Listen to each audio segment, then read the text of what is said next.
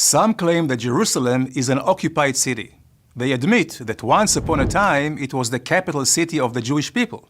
But they argue it lost the title some 2,000 years ago, after it was destroyed and its Jewish inhabitants were exiled.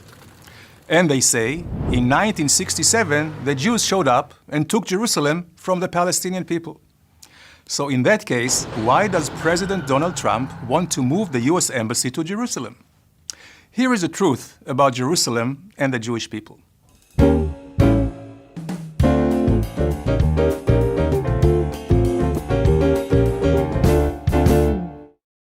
Jerusalem was the capital of the Jewish kingdom established by King David 3,000 years ago. His son, King Solomon, built the first temple in the place where, according to tradition, the binding of Isaac and Abraham took place 1,000 years earlier. The Babylonians destroyed the temple and exiled the Jews, but the Jews quickly returned. 500 years later, the Romans destroyed the second temple. But did that end the Jews' connection to Jerusalem? The answer is a resounding no. In the 2,000 years that followed, empires came and left, conquered, colonized, and occupied Jerusalem, never turning it into their capital, while the Jews, Jerusalem's indigenous people, continued living in and returning to Jerusalem despite the hardship and danger involved. Over 1,000 years ago, the Arab writer Muqaddasi complained that the Jews constitute the majority of Jerusalem's population. Jews remained a majority also in modern times, as documented by the British Council in 1864.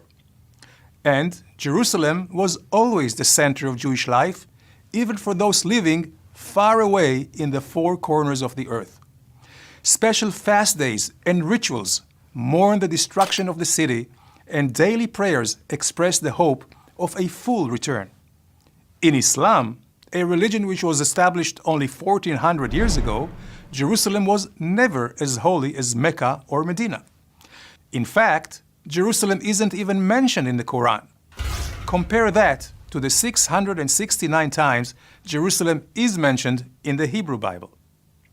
Even Muslims on the Temple Mount turn their backs on Jerusalem and face Mecca when they pray.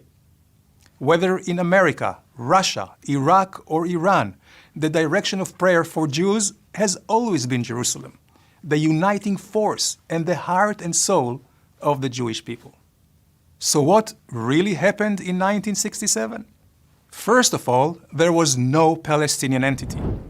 In 1948, Jordan conquered the eastern part of Jerusalem, dividing the city and expelling the Jews, destroying their homes, synagogues, and cemeteries. Western Jerusalem was re-established as Israel's capital, while Jordan's capital remained Amman. Then, in 1967, in a war of self-defense, the Jewish state liberated and united its historic capital city. What has happened since then?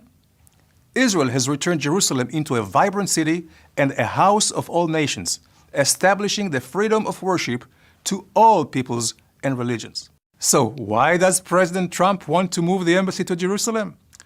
The real question is, why did it take so long?